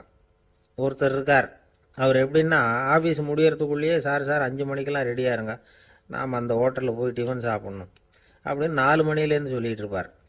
4:55 பரபரப்பாக ஓடி வருவார். 2 பேரும் புறப்படுவோம், ஹோட்டலுக்கு போவோம், சாப்பிட்டுக்கிட்டு இருப்போம். அப்படி சாப்பிட்டுக்கிட்டு இருக்கிறப்ப சார் சாப்பிட்டு முடித்ததும் நேராக ஒரு ஜவுளி கடைக்கு போகிறோம் அப்படிம்பார். பரபரக்க சாப்பிட்டு முடிப்பார், புறப்படுவார். ஜவுளி கடையில் அவசரமாக சீக்கிரம் பில் போடுங்க சார், சினிமாவுக்கு நேரம் ஆகிடும்பார். சினிமா தியேட்டரில் உட்காந்து அடுத்தபடியாக எங்கே டின்னர் சாப்பிட்றதுன்னு யோசனை பண்ணிகிட்டு இருப்பார். ராத்திரி படுக்கையில் விழுந்ததுக்கு அப்புறமும் நாளைக்கு காலையில் எழுந்திரிச்சதும் அதை பண்ணணும் இதை பண்ணணும்னு திட்டம் போட்டுக்கிட்டே இருப்பார். அதாவது எப்போவும் அடுத்த நிமிஷம், அடுத்த நாள், அடுத்த வாரம், அடுத்த வருஷம், இதுதான் அவங்க சிந்தனை. இந்த நிமிஷம் என்ஜாய்மெண்ட்டை அவங்க இழந்துடுறாங்களாம். அதனால தான் வாழ்நாள் பூரா பொறுமையின்மை, அவஸ்தை, அல்லல். அதனால் நாம் எல்லாரும் வாழ்க்கையில் நிதானமாக இருக்கிறதுக்கு கற்றுக்கணுமா. அதுக்காக இந்த நிதானத்துக்கு வேறு விதமான அர்த்தம் பண்ணிக்கக்கூடாது. ஒருத்தர் அப்படித்தான் ஒரு தடவை அவருடைய குதிரை காணாமல் போயிட்டு தான். அதுக்காக அவர் கவலைப்படலை, நிம்மதியாக இருந்தார், சந்தோஷமாக இருந்தார். என்ன சார் இது, உங்கள் குதிரை திருட்டு போயிட்டுதுங்கிறீங்க, நீங்கள் கவலைப்படாமல் இருக்கிறீங்களே அப்படின்னு கேட்டாங்களாம். அதுக்கு அவர் சொல்லியிருக்கார், நல்ல வேலை சார், கட்டியிருந்த குதிரை காணாமல் போயிருக்குது. நான் அது மேலே உட்காந்துருக்கிற சமயம் அது காணாமல் போயிருந்ததுன்னா, திருட்டு போயிருந்ததுன்னா நானும் சேர்ந்தில் காணாமல் போயிருப்பேன் அப்படின்னாராம். எவ்வளவு நிதானமான ஆள் பாருங்க. ஒரு வயசான பாட்டியின் தாத்தாவும் ஒரு பூங்காவில் உட்காந்து பேசிக்கிட்டு இருக்கிறாங்க. அவங்களுக்கு கல்யாணம் ஆகி 53 வருஷம் ஆச்சு. பிள்ளைங்கள்லாம் படித்து பெரிய பெரிய வேலையில் இருக்கிறாங்க. பேரன் பேத்திகளும் நல்ல நிலைமையில் இருக்கிறாங்க. இந்த தாத்தாவும் பாட்டியும் சிரித்து பேசிக்கிட்டு இருந்ததை ஒரு பெரியவர் பார்த்தார். அவருக்கு ஆச்சரியமாக இருந்தது. இந்த வயசுலேயும் இவ்வளவு அந்யோன்யமாக இவங்க பேசிக்கிட்டு இருக்கிறாங்களே அப்படின்னு நினச்சார். சரி நேரிலேயே கேட்டுருவோமே அப்படின்னு நினச்சிக்கிட்டு கிட்ட போனார். உங்கள் மன வாழ்க்கையின் வெற்றிக்கான ரகசியம் என்ன அப்படின்னு கேட்டார். இதை கேட்டதும் அந்த தாத்தா சிரிச்சுக்கிட்டே பாட்டியை பார்த்தாராம். அதுக்கப்புறம் சொன்னாராம், நான் இந்த அம்மாவை கல்யாணம் பண்ணிக்கிட்டதுக்கும் எங்களுடைய இல்வாழ்க்கை இவ்வளவு நாளாக பலம் குறையாமல் மகிழ்ச்சியாக இருக்கிறதுக்கும் காரணம் ஒன்று தான். அது என்ன காரணம்னா, எங்களுக்கு இடையில பொதுவாக நிறைய குறைகள் உண்டு, அதுதான் காரணம் அப்படின்னாராம். அவர் சொல்கிறது சரிதான் அப்படிங்கிறது மாதிரியே அந்த பாட்டியும் அவரை நிமிர்ந்து பார்த்தாங்களாம். இந்த பெரியவர் மறுபடியும் அந்த பாட்டியை பார்த்து அதே கேள்வியை கேட்டிருக்கார். உங்களுடைய நீண்டகால மன வாழ்க்கைக்கு கிடைச்ச வெற்றி எதனாலேன்னு சொல்ல முடியுமா அப்படின்னு கேட்டாராம். அவங்களும் சிரிச்சுக்கிட்டே பதில் சொன்னாங்களாம். என்ன பதில் தெரியுமா? சில பேரை நாம் குறிப்பிட்ட பண்புகளுக்காக நேசிக்கிறோம், வேற சிலரை நாம் அந்த பண்புகள் இல்லாத குறைகளுக்காகவே விரும்பி பழகிறோம் இல்லையா? அப்படின்னு கேட்டுவிட்டு தலையை குனிஞ்சுக்கிட்டாங்களாம் அந்த பாட்டியம்மா. அவங்க அப்படி சொன்னதை கேட்டதும் இவருக்கு புதுசாக ஞானம் பிறந்தது மாதிரி இருந்துதான். இதுதான் மனம் நிறைந்த மன வாழ்க்கை அப்படிங்கிறார் சுவாமி சின்மயானந்தர். பண்புகளை எப்படி நேசிக்க முடியுதோ அதே மாதிரி பண்புகள் இல்லாத குறைகளையும் நேசிக்க முடியும். மனசு தான் காரணம். ஒரு மேல்நாட்டு தம்பதி, அவங்களும் தாத்தா பாட்டி தான். அவங்க 2 பேரும் ஒரு பூங்காவில் உட்காந்து சிரித்து பேசிக்கிட்டு இருக்கிறாங்க. அதை ஒருத்தர் பார்த்தார். அவருக்கு ஆச்சரியம், இவ்வளவு காலம் ஆகி இந்த வயசுலேயும் இப்படி அன்பாக பேசிக்கிட்டு இருக்கிறாங்களே அப்படிங்கிற ஆச்சரியம். கிட்ட நெருங்கி போனார். கேட்டார், ஏன் தாத்தா உங்களுக்கு கல்யாணம் ஆகி எவ்வளோ வருஷம் ஆச்சுன்னார். 55 வருஷம் ஆச்சுன்னாராம் அவர். இன்னமும் இவ்வளவு சந்தோஷமாக இருக்கிறீங்களே, அதுக்கு என்ன காரணம்னு கேட்டிருக்கார். அதுக்கு என்ன காரணம்னா, இது வரைக்கும் எங்களுக்குள்ள சண்டையே வந்ததில்லை அப்படின்னாராம். அது எப்படி முடியும்னு கேட்டிருக்கார் இவர் ஆச்சரியமா. அந்த தாத்தா சொல்ல ஆரம்பிச்சாராம், இதை பாருப்பா, எங்களுக்கு கல்யாணம் ஆன புதுசில் நானும் என்னுடைய மனைவியும் ஒரு குதிரை மேலே ஏறி ஒரு காட்டு வழியாக போய்கிட்டு இருந்தோம். கொஞ்சம் தூரம் போனதும் அந்த குதிரை எடக்கு பண்ணிச்சு. நான் உடனே கீழே இறங்கி அந்த குதிரையை பார்த்து, இது உனக்கு முதல் தடவை அப்படின்னு மிரட்டலாக சொல்லிவிட்டு ஏறி உட்காந்தேன். மறுபடியும் போனோம். கொஞ்சம் தூரம் குதிரை நல்லபடியாக நடந்து போச்சு. மறுபடியும் எடக்கு பண்ண ஆரம்பிச்சுட்டுது. நான் கீழே இறங்கினேன். கையில் இருந்த சாட்டையால் ஓங்கி ஒரு அடி கொடுத்தேன். இது உனக்கு 2வது தடவை அப்படின்னு சொல்லிவிட்டு ஏறி உக்காந்தேன். மறுபடியும் குதிரை கொஞ்சம் தூரம் நல்ல விதமாக நடந்து போச்சு. அப்புறமும் எடக்கு பண்ண ஆரம்பிச்சுட்டுது. அந்த சமயத்தில் ஒரு ஆற்று பாலத்தை கடந்து போய்கிட்டு இருக்கிறோம். நான் கீழே இறங்கினேன். என்னுடைய மனைவியையும் கீழே இறங்க சொன்னேன். அந்த குதிரையை பிடிச்சி அப்படியே ஆற்றுல தள்ளி விட்டுட்டேன். தள்ளி விட்டுட்டு, இது உனக்கு கடைசி தடவை அப்படின்னு சொன்னேன். அதை பார்த்ததும் என் மனைவி பதறி போயிட்டாங்க. போய், ஐயோ பாவம், என்ன இப்படி பண்ணிவிட்டீங்க, உங்களுக்கு மனசில் கொஞ்சம் கூட இறக்கமே இல்லையா அப்படின்னாங்க. நான் மெதுவாக இவங்க பக்கம் திரும்பி, இது உனக்கு முதல் தடவை அப்படின்னேன். அவ்வளவுதான். அன்னையிலேருந்து இன்னைய வரைக்கும் ஒரு நாள் கூட எங்களுக்குள்ள சண்டையே வந்ததில்லை அப்படின்னு விளக்கம் கொடுத்தார் அந்த தாத்தா. காலை நேரம், கடற்கரை ஓரம், காலை வீசிக்கிட்டு கையை வீசிக்கிட்டு ஏதோ சண்டைக்கு போகிற சிப்பாய் மாதிரி எல்லாரும் நடந்து போயிட்டு இருக்கிறாங்க. நடைப்பயிற்சி. அதில் நமக்கு தெரிஞ்ச ஒருத்தர் எதிரில் வந்தார் ரொம்ப வேகமாக. என்ன சார் வாக்கிங்க அப்படின்னு கேட்டோம். அவரால் ஆமாம்னு பதில் சொல்ல முடியல. அவ்வளவு கஷ்டம். மூச்சு விடுறதுக்கே வாயை திறந்து மூடிட்டு இருக்கிறார். எங்கே பேசுறது? கொஞ்சம் நின்று நிதானித்து மூச்சு விட்டுட்டு அதுக்கப்புறம் சொன்னார் ஆமாம் அப்படின்னு. என்ன சார் இவ்வளவு வேகம்னோ? உங்கள் பேச்சை கேட்டுவிட்டு தான் சார் நடக்க ஆரம்பித்தோம். நீங்கள் தான் அடிக்கடி சொல்லிகிட்டு இருந்தீங்க நடக்கிறது நல்லதுன்னு. அன்னையிலேருந்து ஆரம்பிச்சுட்டேன். ஆனால் ரொம்ப கஷ்டமாக இருக்குது சார். இப்போ பாருங்கள், உங்கள்கிட்ட சுலபமாக பேசக்கூட முடியல, மூச்சு வாங்குது, உடம்பு கூட வலிக்கிறது மாதிரி இருக்குது அப்படின்னு அவர் பாட்டுக்கு பேச ஆரம்பிச்சிட்டார். உங்களை யார் சார் இவ்வளவு வேகமாக நடக்க சொன்னது? வேகத்தை குறைங்க, மெதுவாக நடங்க அப்படின்னோம். நீங்கள் நடக்கிறதுனால என்னென்ன சௌகரியம்னு அன்னைக்கு சொன்னீங்களே தவிர சௌகரியமாக நடக்கிறது எப்படின்னு சொல்லலையே அப்படின்னார் அவர். இன்னமும் லேசாக மூச்சு வாங்கிக்கிட்டே சொன்னால் கூட இவர் சொல்கிறதுலே ஒரு நியாயம் இருக்குது. அதனால் இந்த நடைப்பயிற்சி பண்ணுறவங்க கவனிக்க வேண்டிய சில முக்கியமான குறிப்புகள் இருக்குது. அது என்னென்னங்கிறத அவங்க தெரிஞ்சுக்கணும். அது தெரிஞ்சு வச்சுக்கிறது நல்லது. இதெல்லாம் மருத்துவ நிபுணர்கள் சொல்கிற குறிப்புகள். அவங்க என்ன சொல்கிறாங்க தெரியுமா? உங்கள் வயசு 40க்கு மேலேயா? உங்கள் எடை இருக்க வேண்டியதை விட 10 கிலோ அதிகமாக இருக்குதா? நீங்கள் புகை பிடிக்கிறவரா? இதய நோய், இரத்த நாள நோய், உயர் இரத்த அழுத்தம் இப்படி ஏதாவது உங்களுக்கு உண்டா? அப்படின்னா நீங்கள் உங்கள் இஷ்டத்துக்கு வரிஞ்சு கட்டிக்கிட்டு நடைப்பயிற்சி பண்ண ஆரம்பிச்சிடாதீங்க. முதல்ல ஒரு மருத்துவ பரிசோதனை பண்ணிக்கோங்க, அதுதான் நல்லது அப்படின்னு அவங்க சொல்கிறாங்க. நடக்கிறப்போ, உடற்பயிற்சி செய்கிறப்போ மார்பு பகுதியில் அல்லது வேறு எங்கேயாவது தொடர்ந்து வலி இருந்ததுன்னா பயிற்சியை நிறுத்திவிட்டு டாக்டரை போய் பார்க்கணும். நடைப்பயிற்சி பண்ணுறப்போ உங்கள் சக்திக்கு தகுந்த மாதிரி மெதுவாக அதிக கஷ்டம் இல்லாமல் முன்னேறலாம். அங்கே என்ன போட்டியாக வைக்கிறாங்க? முந்திக்கிட்டு போய் என்ன பண்ண போகிறோம்? பரிசா வாங்க போகிறோம். அதனால் நிதானம் அவசியம் அப்படிங்கிறது அவங்க ஆலோசனை. தொந்தரவு கொடுக்காத ஷூ, ட்ரெஸ்ஸு இதுகளை உபயோகப்படுத்துங்க. பாதத்தில் ஆடு தசை இருக்குல்ல, அங்கே ஏதாவது பிரச்சனை இருந்ததுன்னா டாக்டரை பாருங்கள். அந்த பாதத்தில் வலி வரும் அந்த இடத்துல. வெயில் காலமாக இருந்தால் தலைக்கு தொப்பி வச்சுக்கோங்க. பனியில் நடந்தாலும் அப்படி தான். தலையை பத்திரமா பார்த்துக்குங்க. நம்மக்கிட்ட ஏதோ கொஞ்சம் உருப்படியாக தெரியறது அது தானே. உடற்பயிற்சிக்கு முன்னாடி பின்னாடி பயிற்சி செய்கிறப்போ நிறைய தண்ணி குடிக்கலாமா. முதல் ஒரு மாசத்துக்கு கொஞ்சம் தளர்த்தியா சாவகாசமாக நடக்கலாம். மணிக்கு 3 அல்லது 4 கிலோமீட்டர் வேகம்னு வச்சுங்களேன். அதுக்கப்புறம் வேகத்தை அதிகப்படுத்தலாம். மணிக்கு 6 அல்லது 8 கிலோமீட்டர் அளவுக்கு நடக்கலாம். நல்லா கையை வீசிக்கிட்டு நடக்கணும். மூச்சு விடுற எண்ணிக்கை அதிகரிக்கணும். இது மாதிரி ஒரு 30 நிமிஷம் நடக்கலாம். தனியாக நடந்து போகிறதுக்கு உங்களுக்கு என்னமோ மாதிரி இருக்குதா? கூட யாரையாவது சேர்த்துக்குங்க. ஒரு குரூப்பாக சேர்ந்து போகலாம். நடக்கிறதுங்கிறத ஒரு சந்தோஷமான சமாச்சாரமாக ஆக்கிக்கணும். தினம் இப்படி நடக்க வேண்டி இருக்குதே அப்படின்னு புலம்பிக்கிட்டே போகக்கூடாது. சில பேர் நடக்கிறப்போ கடந்த காலத்தை அசை போட்டுக்கிட்டே போவாங்க. சில பேர் வருங்காலத்தை அசை போட்டுக்கிட்டே போவாங்க. சில பேர் முக்கியமான திட்டம்லாம் இப்படி நடக்கிறப்போ தான் தீர்மானம் பண்ணுவாங்க. நடக்கிறதுனால மன இறுக்கம் குறையுது, பரபரப்பு குறையுது, மன ஆற்றல் பெருகுது, தன்னம்பிக்கை வளருது, முதுமை தள்ளி போகுது, செயல்திறன் அதிகரிக்குது. இதை தவிர உடம்புக்கும் பல விதமான சௌகரியங்கள் ஏற்படுது. அதனால் இது வரைக்கும் நடக்க ஆரம்பிக்காதவங்க இனிமே இந்த குறிப்புகளை கவனத்தில் வச்சுக்கிட்டு நடக்க ஆரம்பிச்சுடலாம். சார்லஸ் லேம்ப் அப்படின்னு ஆங்கில இலக்கிய மேதை ஒருத்தர், அவர் ஒரு தரம் உடம்பு சரியில்லைன்னு டாக்டர்கிட்ட போனாராம். டாக்டர் அவரை பார்த்துட்டு, நீங்கள் தினமும் காலையில் வெறும் வயத்தில் நடக்கணும் அப்படின்னாராம். வெறும் வயத்தில் நடக்கிறதுக்கு நான் தயார், ஆனால் வயறு கிடைக்கணுமே சார், யார் வயத்து மேலே நடக்கிறது டாக்டர் அப்படின்னு கேட்டாராம் இவர். எனக்கு அதிர்ஷ்டமே இல்லை சார் அப்படின்னார் ஒருத்தர். ஏன் அப்படி சொல்கிறீங்கன்னு கேட்டோம். வியாபாரம் பண்ணலாம்னு ஒரு கடை வச்சேன். வேண்டியப்பட்டவங்க கூட என் கடையில் எதுவும் வாங்க மாட்டேங்கிறான். எல்லாரும் அடுத்த கடைக்கு தான் போகிறான் அப்படின்னு சொல்லி ரொம்ப அழுத்துக்கிட்டார். இதுக்கு போய் அதிர்ஷ்டம் இல்லைன்னு சொல்லாதீங்க. வாடிக்கையாளர்களை கவர்றது எப்படிங்கிறது உங்களுக்கு தெரியல, அதுதான் குறை அப்படின்னும். சார், உங்களுக்கு தெரிஞ்ச அந்த ரகசியத்தை எனக்கும் கொஞ்சம் சொல்லி கொடுங்களேன் அப்படின்னார். சரி, உங்கள் காதை இப்படி கொடுங்க அப்படின்னு சொல்லி அது சம்பந்தமாக பெரிய வல்லுநர்கள் சொல்லியிருக்கிற கருத்துக்களை அவர்கிட்ட சொல்ல ஆரம்பித்தோம்.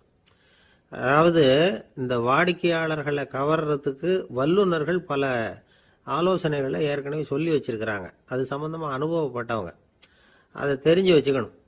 அதாவது கடை வச்சிருக்கிறவங்க எல்லாரும் இதை கொஞ்சம் காதில் வாங்கி வச்சுக்கணும். எதை இப்போ சொல்ல போகிறத. எப்பவும் பணத்தை சம்பாதிக்கிறதுலையே குறியாக இருக்கக்கூடாதான். அதை விட முக்கியமாக நீங்கள் சம்பாதிக்க வேண்டியது வாடிக்கையாளர்களுடைய மன நிறைவு. வர்றவங்க திருப்தியோடு போகணும், அது முக்கியம். அதில் கவனமாக இருக்கணும். கடைக்கு வர்ற ஒருத்தர் ஏதாவது ஒரு குறை சொல்கிறாருன்னு வச்சுங்க, அதை அலட்சியப்படுத்தக்கூடாது. ரொம்ப அக்கறையோடு அதை காது கொடுத்து கேட்கணும். அப்படியா சார், அதை நான் அவசியம் கவனிக்கிறேன் அப்படின்னு சொல்லணும். ஒருத்தர் வரார், சார் நேற்றுக்கு உங்கள் கடையில் இதை நான் வாங்கிட்டு போனேன், வீட்டில் இது வேணான்னு சொல்லிவிட்டாங்க, அது திருப்பி கொடுக்கறதுக்காக தான் வந்திருக்கிறேன் அப்படின்னு சொல்லி திருப்பி கொடுக்குறார். உடனே நீங்கள் முகம் சுளிக்கக்கூடாது, எரிச்சல் படக்கூடாது. வழக்கம் போல் நிதானமாக முகம் மலர்ச்சியோடு அதை திருப்பி வாங்கிக்கணும். இவ்வளவு ரூபாய்க்கு சாமான் வாங்கினா இந்த ஸ்பூன் அன்பளிப்பு, இப்படி ஏதாவது கொடுக்கலாம். பண்டிகை காலங்கள்லேயும் பொருள்கள் வாங்குறவங்களுக்கு இப்படி ஏதாவது பொருத்தமாக ஒரு அன்பளிப்பு கொடுக்கலாம். நீங்கள் கொடுக்கறது ஒரு சர்வசாதாரணமான பொருளாக இருந்தால் கூட அது வாங்குற ஒரு மனசில் ஒரு மகிழ்ச்சியை ஏற்படுத்தும். எதுவும் உங்களால் கொடுக்க முடியலன்னா உங்கள் முகம் நிறைஞ்ச சிரிப்பையாவது கொடுங்க, அது போதும். உங்கள் கடையில் இல்லாத ஒரு பொருளை வாடிக்கையாளர் கேட்குறார், உடனே இல்லைன்னு முகத்தில் அடித்தது மாதிரி சொல்லிடக்கூடாது. கொஞ்சம் உட்காருங்க சார் அப்படின்னு சொல்லி உங்கள் பணியாளர் யாரையாவது அனுப்பி வெளியிலேருந்து வாங்கிட்டு வர சொல்லி அவர்கிட்ட கொடுக்கலாம். சில பேர் உங்கள் கடைக்கு வரும்பொழுது அவங்க வீட்டு குழந்தைகளையும் கூப்பிட்டுக்கிட்டு வர்றாங்கன்னு வைங்க. நீங்கள் என்ன செய்யணும்னா அந்த குழந்தைகளை முதல்ல கவனிக்கணும். அது கண்ணத்தை கிள்ளணும், அதுக்கிட்ட விளையாடணும், அதுக்கு ஏதாவது மிட்டாய் பிஸ்கட் எதையாவது கொடுத்து அது கவனத்தை கவரணும். அதுக்கப்புறம் பெரியவங்களை கவனிக்கலாம். உங்கள் கடையில் வேலை செய்கிற பணியாளர்கள் சுத்தமாக இருக்கணும். சிரிச்ச முகம், சுறுசுறுப்பு, இது ரெண்டும் அவங்களுக்கு தேவை. அழுது வடிஞ்சிக்கிட்டு இருக்கக்கூடாது. அப்புறம் இன்னொரு விஷயம், அதிகமாக பொருள் வாங்குற ஒருத்தர்கிட்ட அதிக மரியாதையாகவும் குறைச்சலாக பொருள் வாங்குறவர்கிட்ட வேற விதமாகவும் நடந்துக்கக்கூடாது. எல்லாருக்கிட்டையும் சமமாக நடந்துக்கணும். 5 ரூபாய்க்கு வாங்கினாலும் சரி, 500 ரூபாய்க்கு வாங்கினாலும் சரி, அவங்கக்கிட்ட நீங்கள் காட்டுற மரியாதையில் வித்தியாசம் இருக்கக்கூடாது. எல்லாத்துக்கும் மேலே உங்கள் கடையில் ஒரு பொருள் வாங்கினா அது உண்மையானதாக இருக்கும், தரமுள்ளதாக இருக்கும் அப்படிங்கிற நினைப்பு ஜனங்களுக்கு வரணும். அதனால் தரமான பொருளையே நீங்கள் உங்கள் கடையில் வச்சுருக்கணும். இது வரைக்கும் நான் சொன்னதையெல்லாம் கவனத்தில் வச்சுக்கிட்டு நீங்கள் கடையை ஆரம்பிச்சிங்கன்னா வியாபாரம் பிச்சுக்கிட்டு போகும். அப்படி போகலன்னா அதுக்கப்புறம் கேளுங்க. ஏன்னா இந்த யோசனைகள்லாம் அனுபவப்பட்டவங்க சொல்லியிருக்கிற யோசனைகள். இந்த யோசனைகளில் நீங்கள் எச்சரிக்கையாக இருக்க வேண்டிய ஒரு விஷயம் உண்டு. அது என்னங்கிறதையும் தெரிஞ்சு வச்சுக்கிறது நல்லது. என்னுடைய நண்பர் ஒருத்தர் வந்தார். சார், உங்கள் யோசனையை கேட்டதுனால நான் ஒரு அறை வாங்கினது தான் மிச்சம்னார். என்ன ஆச்சுன்னு கேட்டேன். எங்கள் கடைக்கு ஒரு பெரிய அம்மா குழந்தைய தூக்கிட்டு வந்தாங்க சார். உங்கள் யோசனைப்படி அந்த குழந்தையோட கன்னத்தை கிள்ளணும்னு முயற்சி பண்ணினேன். திடீர்னு அந்த நேரம் பார்த்து அந்த குழந்தை தலையை குனிஞ்சிக்கிட்டுது. என் கையை குழந்தையோட கன்னத்துக்கு பதிலாக அதை தூக்கிட்டு வந்தவங்க கன்னத்தை கிள்ளி விட்டுது. அதுதான் அப்படி ஆயிட்டுது அப்படின்னார் கன்னத்தை தடவிக்கிட்டே. திபேத் நாட்டில் புத்த மடாலயங்கள் நிறைய உண்டு. அதுக்கு ஒரு தலைமையகமும் உண்டு. அது இந்த திபேத் தலைநகரம் லாசாவில் இருக்குது. ரொம்ப காலத்துக்கு அப்பால் அதை பற்றியெல்லாம் நிறைய விவரங்கள் எழுதி வச்சிருக்கிறாங்க. அது இப்போவும் நமக்கு கிடைக்குது. அதாவது ரொம்ப தூரத்துக்கு அந்தாண்ட மலைகளுக்கு நடுவில் ஒரு கிளை மடாலயம். அந்த மடத்தின் தலைவருக்கு வயசாயிட்டு தான். அதனால் தலைமை பொறுப்பை வேற ஒருத்தர்கிட்ட ஒப்படைக்கலாம் அப்படின்னு முடிவு பண்ணாராம். உடனே ஒரு லாமாவை கூப்பிட்டார். அவர் மூலமாக தலைமை மடாலயத்துக்கு செய்தி அனுப்புனார், பொருத்தமான வாரிசு ஒருத்தரை அனுப்பி வைக்கும்படியாக. அந்த வாலிப லாமா புறப்பட்டார். காடு மேடெல்லாம் நடந்து போகிறார். ரொம்ப நாள் கழித்து தலைமை பீடத்தை அடைஞ்சார். தலைமை குருக்கிட்ட விவரத்தை சொன்னார். தகுதியான ஒருத்தரை அனுப்பி வச்சா அழைச்சிட்டு போகிறேன் அப்படின்னார். சரி, நாளைக்கு காலையில் நீங்கள் அவங்க எல்லாரையும் அழைச்சிட்டு போகலாம்னார் அவர். அவங்க எல்லாரையுமா? அங்கே தேவைப்படுறது ஒருத்தர் தானே அப்படின்னார் இவர். ஆமான்னார். அப்புறம் ஏன் எல்லாரையும் அழைச்சிட்டு போக சொல்கிறீங்கன்னார். அது இப்போ உனக்கு புரியாது. நான் ஒரு 100 பிக்குகளை அனுப்புகிறேன், அதாவது பிட்சுகளை. அவ்வளவு பேரையும் அங்கே வச்சு சமாளிக்க முடியாது அப்படின்னாரு இவர். இருந்தாலும் இப்போ அந்த தலைமை குரு என்ன சொன்னார்னா, அதை பற்றி கவலைப்படாத, நான் 100 பேரை அனுப்புகிறேன். அதில் 99 பேர் வழியிலேயே காணாமல் போடுவாங்க. ஒருத்தன் மட்டும்தான் வருவான். அவனும் அங்கே சேர்ந்துட்டான்னா நீ ரொம்ப கொடுத்து வச்சவன் அப்படின்னார். இவருக்கு ஒன்றும் புரியல. இருந்தாலும் மறுநாள் அந்த வாலிப லாமா 100 பேரை அழைச்சிக்கிட்டு புறப்பட்டார். போகிற வழியிலேயே பல பேர் அங்கங்கே பிச்சுக்கிட்டு போட்டாங்க. அவர் சொன்னது மாதிரியே. வழியில் அவங்க ஊர்கள் இருந்தது தான் காரணம். அப்பா அம்மாவை பார்த்துட்டு வரேன் அப்படின்னு கொஞ்சம் பேர் போனாங்க. சொந்த பந்தத்தை பார்த்துட்டு வரேன் அப்படின்னு கொஞ்சம் பேர். ஒரு வாரம் ஆச்சு. இப்போ மிஞ்சினது 10 பேர் தான். வழியில் ஒரு நகரம். அங்கே சில பிட்சுக்கள் சந்தித்தாங்க. எங்கள் மடத்து தலைவர் இறந்துட்டார், உங்களில் யாராவது ஒருத்தர் எங்களுக்கு தலைவராக முடியுமா அப்படின்னு கேட்டாங்க. 10 பேரும் தயார். அதில் ஒருத்தரை அழைச்சிட்டு அவங்க போயிட்டாங்க. இன்னொரு ஊரில் சில பேர் வந்தாங்க, வழி மறிச்சாங்க. நில்லுங்க, எங்கள் மன்னர் மகளுக்கு திருமணம், அதை நடத்தி வைக்க 3 லாமாக்கள் தேவை அப்படின்னாங்க. இப்படி கொஞ்சம் கொஞ்சமாக எல்லாரும் காலி. கடைசியில் 2 பேரும் மிஞ்சினாங்க. அங்கே ஒரு இளம்பெண் எதிரில் வந்தா. எங்கள் அப்பா வேட்டைக்கு போயிருக்கிறாரு, இன்னும் திரும்பி வரல. வீட்டில் வேறு யாரும் இல்லை, தனியாக இருக்க பயமாக இருக்குது, யாராவது ஒருத்தர் எனக்கு துணையாக இருக்கணும் அப்படின்னு கேட்டுக்கிட்டா. எங்கள் 2 பேரில் நீயே ஒருத்தரை தேர்ந்தெடுத்துக்கோ, இல்லைன்னா எங்களுக்குள்ள சண்டை வந்துடும் அப்படின்னாங்க. இப்போ மிஞ்சினவர் ஒருத்தர். அவருக்கும் ஒரு சோதனை வந்தது. ஒரு தர்க்கவாதி எதிரில் வந்தால் உன்னோட வாதம் பண்ணணும்னா, இவனோட வாதம் பண்ணுறேன், அது முடிய ரொம்ப காலம் ஆகலாம், தர்க்கத்தில் நான் ஜெயிச்சா அங்கே வரேன், இல்லைன்னா இவருடைய சீடனை ஆயிடுவேன் அப்படின்னார் அவர். கடைசியாக அழைக்க வந்த வாலிபலாமா மட்டும் வெறுங்கையோடு திரும்பி போனார். அங்கே இருந்த வயசான மடாதிபதி கேட்டார், எத்தனை பேர் அங்கேருந்து புறப்பட்டீங்கன்னார். என்னையும் சேர்த்து 101ன்னார் அவர். நல்லது, நீயாவது திரும்பி வந்தியே, அதுதான் எனக்கு போதும். ஏன்னா நீ தான் எனக்கு உண்மையான வாரிசு. அந்த 100 பேரில் யாரும் வரமாட்டாங்க அப்படின்னார் அவர். ஏன்னா அவருக்கு தெரியும் இவர் ஒருத்தர் தான் திரும்பி வருவாருங்கிறது. திபேத்தில் ஒரு பழங்கால பழமொழி உண்டாம், 100 பேர் செல்லலாம், எப்பொழுதாவது ஒருவன் அபூர்வமாக அடைய வேண்டிய இடத்தை அடைவான். இதுதான் அந்த பழமொழி. ஒரு உன்னதமான இலக்கை அடையணும்னா அது அவ்வளவு சுலபமான காரியம் இல்லை. இந்த காலத்து மடாலயம் ஒன்று, அதில் ஒரு தலைவர், அவருக்கு வயசாயிட்டுது, தனக்கு ஒரு வாரிசை நியமிக்கணும் அப்படின்னு ஆசைப்பட்டார். ரொம்ப கஷ்டப்பட்டு ஒருத்தரை பிடிச்சார். தனக்கு வாரிசாக நியமிச்சுட்டு அவர் சமாதி ஆயிட்டார். புதுசாக பொறுப்பேற்றுக்கிட்டவர் அப்படியே உட்காந்துருந்தார். அவரை தேடிட்டு பத்திரிகை நிருபர்கள்லாம் வந்தாங்க, கேட்டாங்க. அவர் உங்கள் பொறுப்பில் அவர் பெரியவர் விட்டுட்டு போன இது எவ்வளவு சுமாராக தேரும், எவ்வளவு விட்டுட்டு போனார் அப்படின்னு கேட்டிருக்கிறாங்க. அது என்ன ஒரு 50 லட்சம் இருக்கும் அப்படின்னாராம். அவ்வளவும் பணமா அப்படின்னு கேட்டிருக்காங்க. இல்லைங்க, கடன் அப்படின்னாராம் இவர். இன்றைக்கு பல பேர் உயில் எழுதி வைக்கிறாங்கல்ல. இந்த உயில்னா என்ன? அதாவது ஒரு நபர் தனக்கு பின்னாடி தன்னுடைய சொத்துக்கள் யாருக்கு போய் சேரணும்னு நினைக்கிறாரோ அந்த நினைப்பை சட்டப்படி உறுதிப்படுத்துறது தான் உயில். சரி, உயிலை யார் எழுதலாம்? 18 வயசு பூர்த்தியான யாரும் உயில் மூலமா சொத்துக்களை விநியோகிக்கலாம். கண் பார்வை இல்லாதவங்க, காது கேளாதவங்க, வாய் பேச முடியாதவங்க, இவங்கெல்லாம் கூட உயில் எழுதி வைக்கலாம். புத்தி சுவாதீனம் இல்லாதவங்க கூட சில சமயம் புத்தி தெளிவா இருந்தா உயில் எழுதலாமா. குடிபோதையில் இருக்கிறவங்க, தாங்கள் என்ன செய்யறோங்கிறது தெளிவா அறிய முடியாதவங்க, நோய் நொடியில் இருக்கிறவங்க, இவங்கெல்லாம் உயில் எழுத முடியாது. ஒருத்தரை நிர்பந்தப்படுத்தி ஏமாத்தி அல்லது சுய நினைவில்லாத ஒருத்தர்கிட்ட எழுதி வாங்கி வைக்கிற உயில் செல்லாது. உயிலை இந்த முறையில தான், இந்த படிவத்துல தான் எழுதணும்னு சட்டத்துல விதி எதுவும் கிடையாது. இதுக்கு முத்திரை கட்டணமும் கிடையாது. உயிலை வெற்று காகிதத்துல எழுதலாம். அச்சடிக்கணும், டைப் அடிக்கணுங்கிற அவசியம் கூட இல்லை. கையாலேயே கூட எழுதலாம். எழுதி இருக்கிறது புரியணும், அவ்வளவுதான். குறைந்தபட்சம் 2 சாட்சிகளை வச்சுக்கிட்டு உயில் எழுதுறவர் அதில் கையெழுத்து போடணும். கையெழுத்து போட தெரியாதுன்னா இடது கை பெருவிரல் ரேகை வைக்கலாம். உயில் சாசனத்துக்கு சாட்சிகள் கையெழுத்து இல்லைன்னாலும் அது செல்லாது. அப்புறம் பிரிவிலேஜ்டு வில் அப்படின்னு இருக்கு. அதுக்கு மட்டும் சாட்சிகள் தேவையில்லை. அது என்னன்னா, இந்த விமானப்படை, கப்பல் படை அல்லது யுத்தத்தில் பணிபுரியும் நபர்கள் அவங்கெல்லாம் இருக்கிறாங்க இல்லையா, அப்படிப்பட்டவங்க எழுதுகிற உயில் அது. அதுக்கு சில விசேஷ சலுகைகள் உண்டு. ஒருத்தர் முதல்ல ஒரு உயில் எழுதி வைக்கிறார், அதுக்கப்புறம் மனசு மாறி போகுது, அது வேணாம்னு நினைக்கிறார், ரத்து செஞ்சுடலாம்.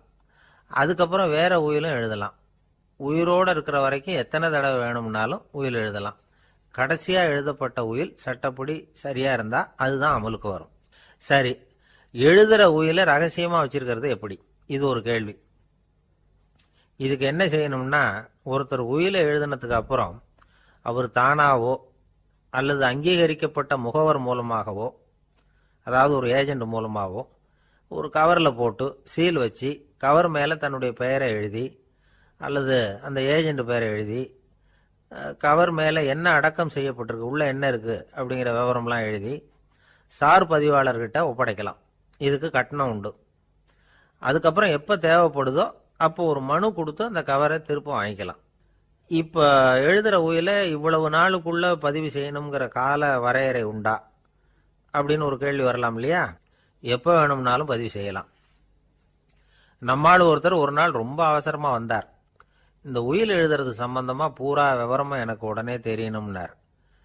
நான் உடனே அவரை வக்கீல் ஒருத்தர்கிட்ட அழைச்சிட்டு போனேன். இவர் அவர்கிட்ட எல்லா விவரமும் கேட்டு தெரிஞ்சுக்கிட்டார். ரொம்ப தேங்க்ஸ்ன்னு சொல்லிவிட்டு 2 பேரும் வெளியில் வந்தோம். அதுக்கப்புறம் இவர்கிட்ட கேட்டேன், ஆமாம் இவ்வளவு விவரமாக கேட்குறீங்களே, உங்களுக்கு எத்தனை பிள்ளைங்க சார் அப்படின்னு கேட்டேன். 6 பேர் சார் அப்படின்னார். சரி, இருக்கிற சொத்து எவ்வளவுன்னு கேட்டேன். அதை இனிமே தான் சம்பாதிக்க போகிறேன் அப்படின்னார். ஒரு நண்பர் யாருக்கோ ஃபோன் பண்ணிக்கிட்டு இருந்தார். அவர் பேசி முடித்ததும் நான் அவரை பார்த்து, இப்போ ஃபோன் பண்ணீங்களே அந்த ஃபோன் நம்பர் என்ன அப்படின்னு கேட்டேன். அவர் தலையை சொரிஞ்சுக்கிட்டார், ஞாபகம் வரலன்னார். சரி சார், அதை விடுங்க, உங்கள் மனைவி பேர் என்ன அப்படின்னு கேட்டேன். மாலதின்னார். என்ன சார் இது வேடிக்கை, கொஞ்ச நேரத்துக்கு முன்னாடி பேசின ஃபோன் நம்பர் மறந்து போச்சு, எப்போவோ கல்யாணம் பண்ணிக்கிட்ட மனைவி பேர் மறக்கலை, அதை கரெக்டாக சொல்லிவிட்டீங்களே அப்படின்னு கேட்டேன். அவர் என்ன ஒரு மாதிரியாக பார்த்தார். அவர் அப்படி என்னை பார்த்ததில் ஒன்றும் தப்பு இல்லை, ஏன்னா நாம் எல்லாருமே அப்படித்தானே. ஒரு குறிப்பிட்ட காரியத்துக்காக தொலைபேசியில் ஒருத்தட்ட பேசுகிறோம், அதுக்கப்புறம் அந்த எண் நமக்கு அனாவசியம், அதனால் மறந்துடுறோம். இதுக்கு பேர் தான் தற்காலிக ஞாபகம். ஆனால் மனைவி பேரை மறந்துட முடியுமா? முடியாது. அது அவசியமான ஒன்று. அடிக்கடி அந்த பேரை உபயோகப்படுத்துகிறோம், அதனாலேயும் அது முக்கியங்கிறதுனாலேயும் அதை மறக்கிறது இல்லை. இதுக்கு பேர் நிரந்தர ஞாபகம். சரி, இந்த தற்காலிக ஞாபகம், நிரந்தர ஞாபகம், இது 2 ஞாபக அளவுகளையும் கட்டுப்படுத்துறது எது அப்படின்னா மூளைக்குள்ள நடக்கிற மின்சார நடவடிக்கைகள் தான். தற்காலிக ஞாபகம் ஒரு மின்னல் மாதிரி தோன்றி மறையுது. நிரந்தர ஞாபகம் ஒரு படிவம் போல மூளையில் படிஞ்சுடுது. ஒரு சம்பவத்தின் பல பிரதிகள் மூளையில் பல்வேறு பகுதிகளிலேயும் படிகிறதுனால ஒன்று மறைஞ்சாலும் மறந்தாலும் இன்னொன்று மறையறதில்ல. இப்படிப்பட்ட நிலைமையில தான் இந்த தொண்டையில் இருக்கு, வாயில் வரமாட்டேங்குது சார் அப்படிமா. ஒருத்தருக்கு எந்த துறையில் ஆர்வமும் ஈடுபாடும் அதிகமோ அது சம்பந்தமான ஞாபக சக்தி அதிகமாக இருக்கும். தொழிலை விரும்புகிற ஒரு டெலிஃபோன் ஆபரேட்டருக்கு எண்கள்லாம் நல்ல ஞாபகம் இருக்கும். அது மாதிரி கவிஞர்களுக்கு வார்த்தைகள் நல்ல ஞாபகத்தில் இருக்கும். இது ஒரு பக்கம் இருந்தாலும் ஒரு மூளை வந்து எண்களை விட எழுத்துக்களை விட படங்களை ரொம்ப சுலபமாக ஞாபகத்தில் வச்சுக்குது. புரிஞ்சுக்கிற தன்மை, அனுபவம், புத்தி கூர்மை இது கூடி குறையிறத பொறுத்து ஞாபக சக்தியும் ஏறும் இறங்கும். இப்போ உதாரணத்துக்கு ஒரு பையனுக்கு படித்தது எதுவும் ஞாபகத்தில் இல்லைன்னா அவன் அதை சரியாக புரிஞ்சுக்கலன்னு அர்த்தம். இந்த மறதிங்கிறது எந்த சமயத்தில் ஒரு பிரச்சனை ஆகுது தெரியுமா?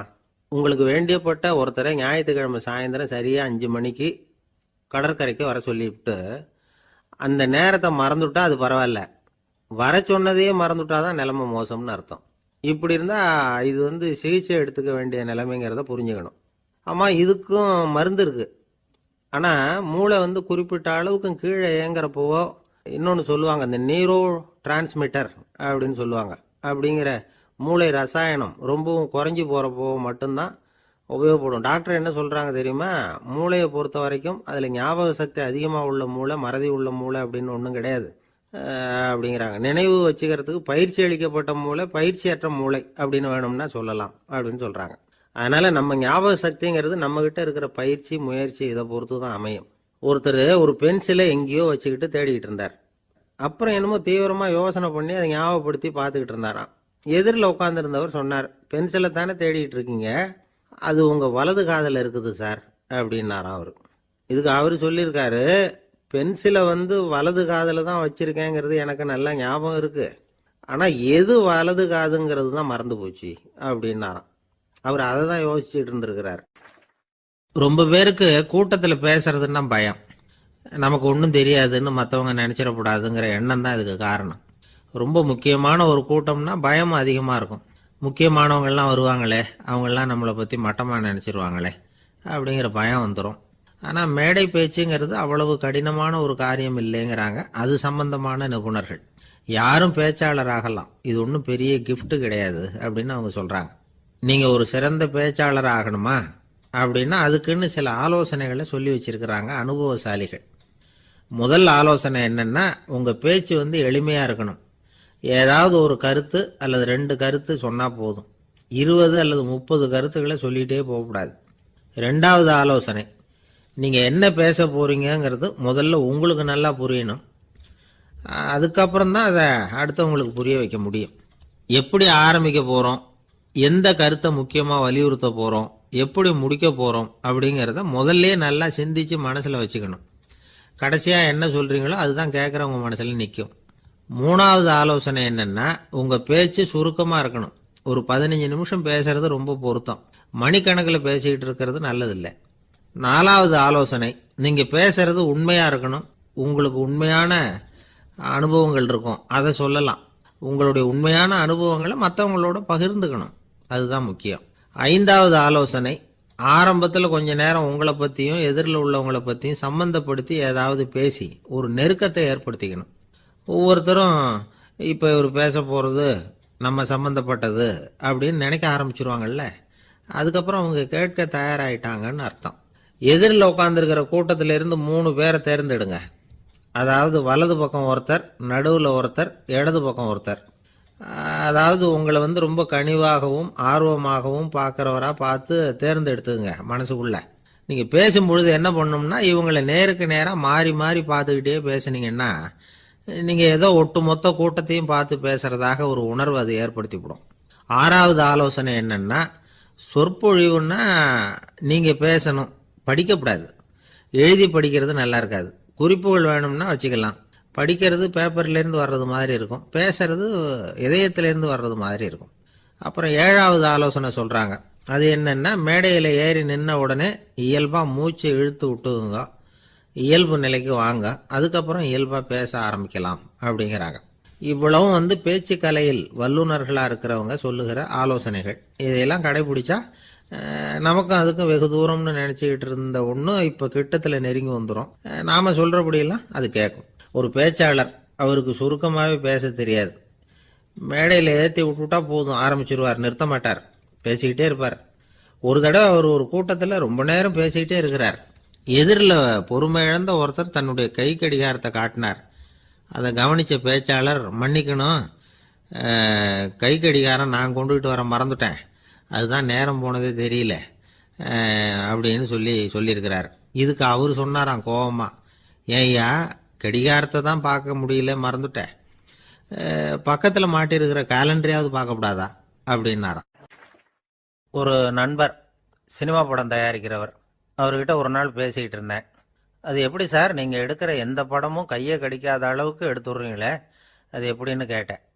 அது ஒன்றும் பெரிய விஷயம் இல்லை சார், பெண்களுக்குன்னு சில உருக்கமான காட்சிகள், இளைஞர்களுக்குன்னு சில நடனங்கள், அடிதடி காட்சிகள், அப்புறம் வயசானவங்களுக்குன்னு சில ஆன்மீக காட்சிகள், சின்ன பிள்ளைங்களுக்கு சிரிப்பு, இப்படி எல்லாமும் சேர்த்து நான் படம் எடுக்கிறேன். மசாலா படம்னு பேர். இது ரொம்ப பெருசாக இல்லைன்னாலும் ஓரளவுக்கு சுமாராக ஓடிடும், கையை கடிக்காது அப்படின்னார். இது ஒரு உத்தி. சில பத்திரிகை ஆசிரியர்களும் இந்த உத்தியை கையாளுறது உண்டு. இந்த உத்திக்கு பார்னம் உத்தி அப்படின்னு பேர், பார்னம் எஃபெக்ட் அப்படின்னு சொல்லுவாங்க. அதாவது ஃபீனியஸ் டி பார்னம் அப்படின்னு ஒருத்தர் அமெரிக்காவில் இருந்தாராம். அதாவது 19ஆம் நூற்றாண்டில் அமெரிக்காவில் கொடிகட்டி பறந்த ஒரு சர்க்கஸ் நிறுவனத்தின் அதிபர் அவர். இந்த உலகத்தில் ஒவ்வொரு நிமிஷமும் ஒரு ஏமாளி பறந்துக்கிட்டே இருக்கிறான் அப்படிங்கிறது அவருடைய சித்தாந்தம். ஒவ்வொருத்தரையும் திருப்திப்படுத்துகிற அளவுக்கு அம்சங்களை கொஞ்சம் கொஞ்சமாக கலந்து கேளிக்கை நிகழ்ச்சிகளை நடத்தினது தான் அவருடைய மகத்தான வெற்றிக்கு காரணம். அதனால் அந்த உத்தியை யார் கடைப்பிடிச்சாலும் சரி, அதுக்கு பார்னம் உத்தி அப்படின்னு பேர் வந்துட்டுது. ஜோசியம் சொல்கிறவங்களுக்கும் இந்த உத்தி தான் கை கொடுக்குது.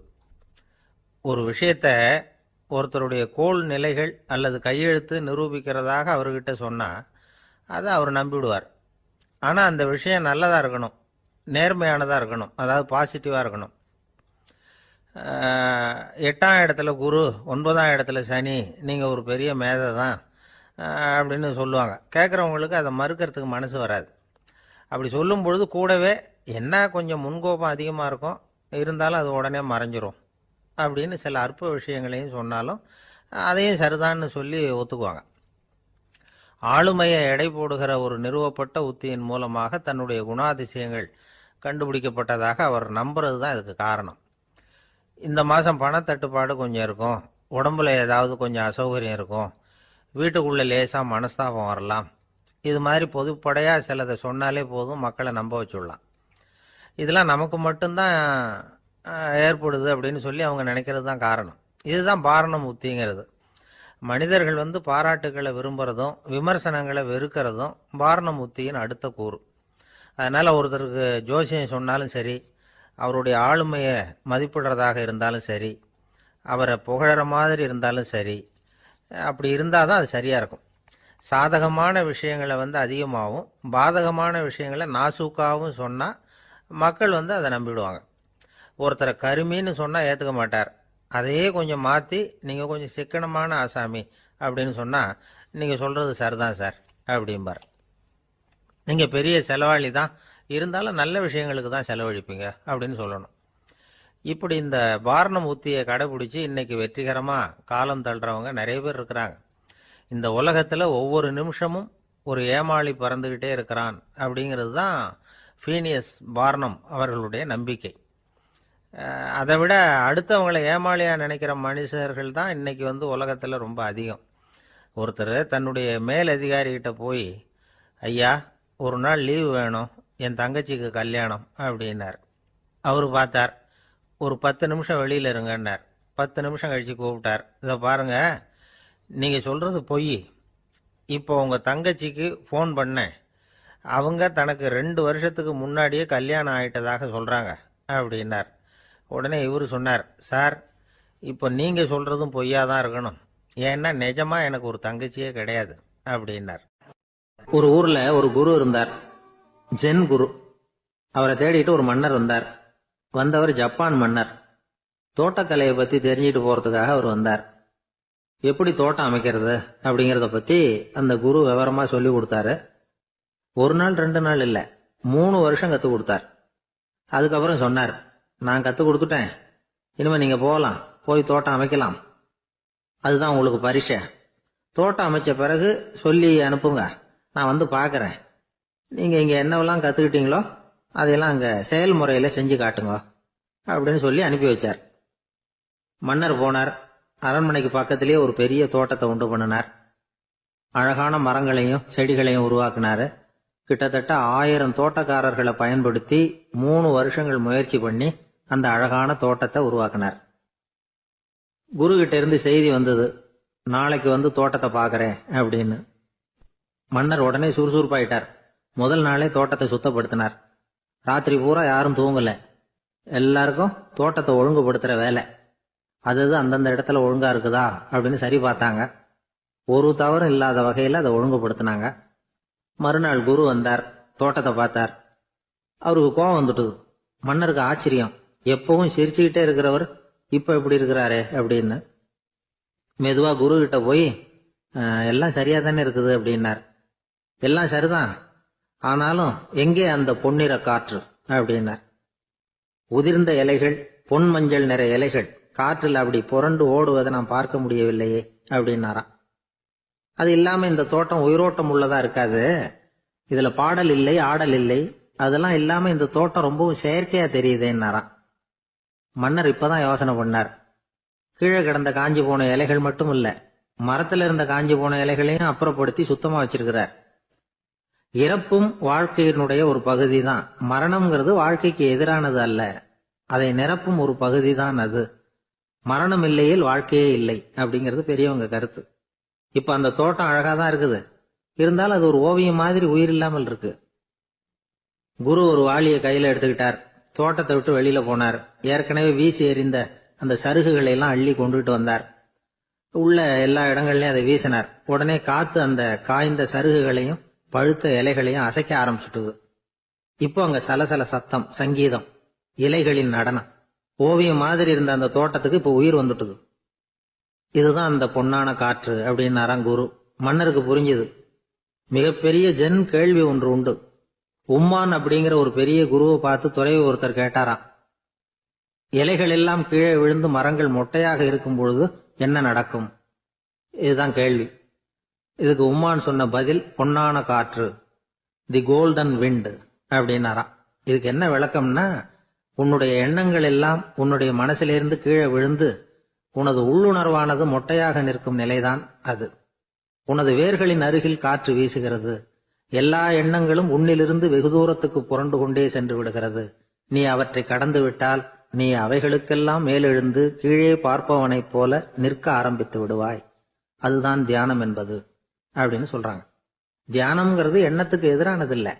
தியானம்ங்கிறது எண்ணங்களை கடந்து செல்வதுதான். அதுக்கப்புறம் நாம பொன்னிற காற்றுல ஆட ஆரம்பிச்சிருவோம். இதுதான் பெரியவர்கள் சொல்றது. என்கிட்ட ஒருத்தர் தோட்டம் அமைக்கணும்னு யோசனை கேட்டு வந்தார். எல்லாம் சொல்லி கொடுத்தேன். செடிகள்லாம் செழிப்பா வளரணும்னா வேர் காயாம பாத்துக்குங்க, தினமும் தண்ணி விடுங்க அப்படின்னு சொல்லி அனுப்பி வச்சேன். 1 மாசம் கழிச்சு ஒரு தோட்டத்தை பாக்கிறதுக்காக போனேன். போய் பார்த்தா எல்லா செடியும் வாடி கிடக்குது. என்னங்க இப்படி பண்ணிவிட்டீங்கன்னு. நீங்க சொன்னபடிதான் செஞ்சேன்னார். என்ன செஞ்சீங்கன்னு கேட்டேன். வேர் காயாம பாத்துக்க சொன்னீங்க, தினமும் ஒரு தடவை எல்லா செடியையும் ஒவ்வொன்னா புடுங்கி பார்த்து வேர் காயாம இருக்கா அப்படின்னு பார்த்துட்டு அதுக்கப்புறம் தண்ணி பாய்ச்சனே, அவ்வளவுதானா. காஞ்சிபுரத்துல பல்லவ ராஜா ஒரு கோவில் கட்டினார், கைலாசநாதர் கோவில். அதுக்கு கும்பாபிஷேகம் பண்றதுக்கு ஒரு நாள் குறிப்பிட்டு அதுக்கு வேண்டிய ஏற்பாடுகள்லாம் பண்ணினார். முதல் காரியமா கடவுளை வேண்டிக்கிட்டார், நீங்க இந்த கும்பாபிஷேகத்துக்கு நேர்ல கலந்துக்கணும்னார். கடவுள் அந்த ராஜா கனவுல வந்தார். நீ கும்பாபிஷேகம் வச்சிருக்கிற அதே நாள்ல அதே நேரத்துல எனக்கு இன்னொரு ஊர்ல ஒரு கும்பாபிஷேகம் இருக்குது, அதுக்கு போக வேண்டியிருக்கு. அதாவது திருநின்ற ஊர்ல என்னுடைய பக்தர் ஒருத்தர், அவரும் ஒரு கோயில் கட்டி கும்பாபிஷேகம் செய்யறார். நான் அதுக்கு போக வேண்டியிருக்கு, அதனால உன்னுடைய தேதியை நீ மாத்தி வச்சுக்கோ அப்படின்னார். கடவுள் தான் எங்கேயும் இருக்கிறவராச்சே, அவர் நினைச்சா 2 இடத்துலயும் இருந்து கோயில் கும்பாபிஷேகத்தை நடத்த முடியாதா? ஏன் அப்படி செய்யல? அது ஒரு முக்கியமான காரணத்துக்காகத்தான். திருநின்ற ஊர்ல இருந்த பூசலாருங்கிற அந்த அடியாரின் பெருமையை இந்த உலகத்துக்கு எடுத்து காட்டணுங்கிறதுக்காகத்தான் கடவுள் அந்த ராஜா கிட்ட அப்படி சொன்னார். சரி, அந்த அடியார் அப்படி என்னதான் பெருசா கோயில் கட்டி விட்டார்? ராஜா கட்டின கோயிலை விட பெருசா? அவர் கட்டினது கருங்கல்லாலேயோ மண்ணாலேயோ மரத்தாலேயோ இல்ல. அவர் கட்டின கோயில் வேற மாதிரி. அது மனசால கட்டின கோயில், மனசுக்குள்ள இருக்கிற கோவில், மனக்கோவில். அந்த அடியார் தன்னோட மனசுக்குள்ள மாசக்கணக்கா ஒவ்வொரு கல்லா சேர்த்து கட்டின கோவில். இந்த விஷயம் ராஜாவுக்கு தெரியாது. அவர் என்ன நினைச்சுட்டாரு, அது நாம கட்டின கற்கோயிலை விட ரொம்ப பெருசா இருக்கும் போல இருக்கு அப்படின்னு நினைச்சுட்டாரு. சரி, அப்பேற்பட்ட அந்த கோயிலை வந்து தரிசனம் பண்ணிவிட்டு வருவோம் அப்படின்னு நினைச்சு ராஜா திருநின்ற ஊருக்கு போறார். அங்க போய் பார்த்தா கோயிலையும் காணும், ஒன்னையும் காணும். கடைசியில பூசலார் கட்டின மணக்கோவில் தான் அதுங்கிறத அவர் புரிஞ்சுக்கிறார். உடனே அந்த அடியாரின் காலில் விழுந்து வணங்குறார். அவரோ, இது மனசால முயன்ற கோவில், இதுக்கு இத்தனை பெருமையா அப்படின்னு ஆச்சரியப்படுறார். இதுல ஆச்சரியப்படுறதுக்கு ஒண்ணும் இல்ல.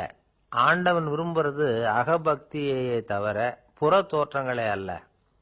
இத நாம புரிஞ்சுக்கிட்டோம்னா நமக்குள்ள எந்த வேறுபாடுகளும் வர்றதுக்கு வழியே இல்லை. இன்னொரு ராஜா இருந்தார். அவரு ஆண்டவனுக்கு படைக்கிறதுக்காக ஒரு தார் நல்ல செவ்வாழை பழமா எடுத்துக்கிட்டு போகணும்னு நினைச்சார். அதனால முத நாளே அதை வாங்கிட்டு வர சொன்னார் வேலைக்காரங்கிட்ட. வேலைக்காரன் போனா கடத்தெருவில் ஒரு தார் பழம் வாங்கினா. வர்ற வழியில அவன் குடிசை. அப்படியே எட்டி பார்த்துட்டு போவோமேன்னு நினைச்சான். போனான். அங்க இவனோட குழந்தை பாவம் பசியால கத்திக்கிட்டு இருக்கு. இவன் பார்த்தான், இவ்வளவு பெரிய தாரில் ஒரு 2 பழம் எடுத்தா தெரியவா போகுது அப்படின்னு நினைச்சு ஒரு 2 பழத்தை பிச்சு அந்த குழந்தைகிட்ட கொடுத்தான். அதை வாங்கி வயிறார சாப்பிட்டுது. பசி அடங்குச்சு. விளையாட போட்டுது. இவன் அதுக்கப்புறம் வாழைப்பழத்தை எடுத்துக்கிட்டு அரண்மனைக்கு வந்தான். 2 பழம் பிச்சிருக்கிறது ராஜாவுக்கு தெரிஞ்சு போச்சு. இவன் உண்மையை சொல்லிவிட்டான். உடனே ராஜா, கடவுளுக்கு படைக்க வேண்டிய பொருளை குழந்தை வந்து எச்சில் பண்ண விட்டுருக்கியே அப்படின்னு சொல்லி அவனை கட்டி வச்சு சாட்டையால் அடிச்சார் பாவம். மறுநாள் பழத்தை கோயிலுக்கு எடுத்துட்டு போனார். கடவுள் முன்னாடி வச்சார். கடவுள் கண்ணை திறந்து பார்த்தார். பழம்லாம் அழுகி இருக்குது. என்ன இது அழுகி போன பழம் அப்படின்னார். ராஜா முழிச்சார். நல்லா தானே இருந்தது அப்படின்னு நினைச்சார். அப்போ கடவுள் அந்த ராஜா கிட்ட சொன்னாராம், இத பாருப்பா, இந்த தாரில் 2 பழம் தான் நல்ல பழம். அந்த 2 பழங்களையும் நேத்திக்கே நான் சாப்பிட்டு விட்டேன் அப்படின்னாராம். அப்பதான் ராஜாவுக்கு புரிஞ்சுது, ஏழை குழந்தையின் பசியை தீர்க்கறதுக்காக உதவுன அந்த 2 பழம் தான் இறைவன் சாப்பிட்ட பழம்னு. இறைவன் இருக்கிற இடம் எது? இதுதான். ஒரு தந்தை தன்னோட பிள்ளைய ரொம்ப தைரியசாலியா வளர்க்கணும்னு ஆசைப்பட்டார். அதுக்காக அவனை கூப்பிட்டு உட்கார வச்சு இப்படி உபதேசம் பண்ணார். இதை பாருப்பா, நான் உன்னாட்டம் இருக்கிறப்போலாம் எதுக்கும் பயப்பட மாட்டேன். ரொம்ப துணிச்சலா இருப்பேன். ஒரு நாள் ஒரு அப்பாவி எலிய ஒரு பூனை துரத்திட்டு ஓடிச்சு. நான் உடனே என்ன செஞ்சேன் தெரியுமா? அந்த பூனையை பிடிச்சேன். அது வாலில் ஒரு பட்டாசு சரத்தை கட்டினேன். கொளுத்தி விட்டேன். படபடன்னு வெடிக்க ஆரம்பிச்சுட்டுது. அது துள்ளிக்கிட்டு அங்கேயும் இங்கேயும் ஓடி இருக்கு பாரு ஓட்டம். ரொம்ப தமாஷு அப்படின்னார் அப்பா. இப்படி சொல்லிவிட்டு பையனை பார்த்து, இதை கேட்கறதுக்கு உனக்கும் துணிச்சல் வருதா? நான் என்னுடைய செயலை நீ கேட்கறப்ப உனக்கு துணிச்சல் வருதா அப்படின்னு கேட்டார். வருதுன்னா பையன். எப்படின்னா அப்படிங்கிற விவரத்தையும் சொன்னான் அவன். அதாவது, எலிய விரட்டினத்துக்காக பூனை வாலில் பட்டாசு கொளுத்துனீங்க நீங்க. பூனையை விரட்டினத்துக்காக உங்க கழுத்துல பட்டாசு சரத்தை மாட்டினா என்னன்னு தோணுது எனக்கு அப்படின்னு நான் பையன். பையனோட துணிச்சல் அப்பாவே நடுங்க வச்சுட்டுது. அது சரி, ஒரு அப்பா பிள்ளைக்கு இப்படியா உபதேசம் பண்றது? எல்லாருக்கிட்டையும் அன்பா பழகிறது எப்படி அப்படின்னு சொல்லி கொடுக்கணும். பிஞ்சு உள்ளங்கள்ல நஞ்ச தூவலாமா? ஒரு நாள் விநாயகர் ஒரு பூனையோட விளையாடிக்கிட்டு இருந்தாராம். அப்படி ஆசையா விளையாடிக்கிட்டு இருந்தப்ப அவரோட கை நகம் தவறுதலா பூனையோட முகத்துல பட்டுட்டுதான். அது ஒரு சின்ன கீறலை உண்டாகி விட்டுது. அப்பா அவர் அதை ஒரு பெருசா நினைக்கல. கொஞ்ச நேரத்துக்கு அப்புறம் விநாயகர் வீட்டுக்கு வந்தார். அவங்க அம்மா பார்வதி தேவியை பார்த்தார். பார்வதி தேவி கன்னத்துல விரலால கீறினது மாதிரி ஒரு அடையாளம் இருந்தது. விநாயகருக்கு அதிர்ச்சி, ஆச்சரியம். நம்ம அம்மா இந்த உலகத்துக்கே தாயார். அப்பேற்பட்ட அவங்க முகத்திலேயே கீறலை உண்டாக்கக்கூடியவங்க யாரா இருக்க முடியும் அப்படின்னு யோசனை பண்ணார். தாயே, உன்னுடைய கன்னத்தில் இந்த வடு எப்படிம்மா ஏற்பட்டதுன்னு கேட்டார். குழந்தாய், இது நீ செஞ்ச காரியம்தான்ப்பா. உன்னுடைய கை நகம் கீறினதுனால ஏற்பட்ட வடு தான் இது அப்படின்னாங்க அவங்க. விநாயகர் திடுக்கிட்டு போட்டார். எப்படிம்மா அது? நான் எந்த காலத்திலையும் உன்னை அப்படி கீறினதாக எனக்கு நினைவு இல்லையே அப்படின்னார். இன்னைக்கு காலையில ஒரு பூனையை கீறினதை நீ மறந்துட்டியா அப்படின்னாங்க அந்த அம்மா. விநாயகர் திகைச்சு போய் நின்னார். பார்வதி தேவி சொன்னாங்க, இதை பார்ப்பா, இந்த உலகத்துல இருக்கக்கூடிய எல்லா உயிர்கள்லையும் நான் இருக்கிறேன். நான் தான் இந்த உலகமா ஆகியிருக்கிறேன். ஆகையினால நீ யாரை துன்புறுத்தினாலும் அது உண்மையிலேயே என்ன துன்புறுத்தினதா தான் வந்து முடியும் அப்படின்னாங்க. விநாயகர் மனசுக்குள்ள ஒரு வெளிச்சம் ஏற்பட்டுதான். அதுக்கப்புறம் அவர் யாரையுமே கல்யாணம் பண்ணிக்காததுக்கு அதுதான் காரணமா. இந்த உலகத்துல எல்லாரையும், இங்க இருக்கிற எல்லாத்தையும் தாயின் வடிவமா அவர் பார்க்க ஆரம்பிச்சிட்டாராம். குருதேவர் ராமகிருஷ்ணர் இந்த கதையை எடுத்து சொல்லியிருக்கிறார். நபிகள் நாயகம் ஒரு தடவை ஒரு நாற்காலியில் உட்காந்து என்னமோ யோசனை பண்ணிட்டு இருந்திருக்கிறார். அப்ப அவரோட உடையில ஒரு கீழ்ப்பகுதி தரையில படிஞ்சு கிடந்திருக்குது. அங்க விளையாடிக்கிட்டு இருந்த ஒரு பூனை அது மேல வந்து படுத்து தூங்கி போச்சு. தொழுகை செய்ய வேண்டிய நேரம் வந்துட்டது. நபிகள் நாயகம் எழுந்திருக்க பார்த்தார். அப்போதான் பூனை தன்னோட உடை மேல படுத்து தூங்கிட்டு இருக்கிறது கண்ணில் படுது. பூனையோட தூக்கத்தை கலைக்க விரும்பல அவர். தன்னுடைய சகோதரியை கூப்பிட்டார். ஒரு கத்திரிக்கோல் எடுத்துட்டு வர சொன்னார். பூனை படுத்திருந்த உடை பகுதி மட்டும் இருக்குல்ல, அதை மட்டும் அதோட கத்திரிச்சு விட்டுட்டு அதுக்கப்புறம் அவர் எழுந்திரிச்சு தொழுகைக்கு போனாராம். அதாவது பிற உயிர்கள் கிட்ட எப்படி அன்பு காட்டணுங்கிறத பெரியவங்க எவ்வளவோ விதத்துல நமக்கு எடுத்து காட்டியிருக்கிறாங்க. இருந்தாலும் எத்தனை பேர் மனசுல அதெல்லாம் உரைச்சிருக்குது. நாமளும் நம்ம ட்ரெஸ் மேல ஒரு பூனை படுத்திருந்தா ஒரு கத்திரிக்கோலை தான் தேடுவோம், எடுத்துட்டு வர சொல்லுவோம். துணியை வெட்டுறதுக்கு பதிலாக இல்லை அதோட வாழை வெட்டினா என்ன அப்படின்னு தோணும். ஒரு ஆளு ரொம்ப பிரியமா ஒரு பூனையை ஆத்துல குளிப்பாட்டிக்கிட்டு இருந்தானா. எப்படி? அந்த பூனையை ஆத்து தண்ணியில அமுக்கி அமுக்கி குளிப்பாட்டிக்கிட்டு இருக்கிறான்.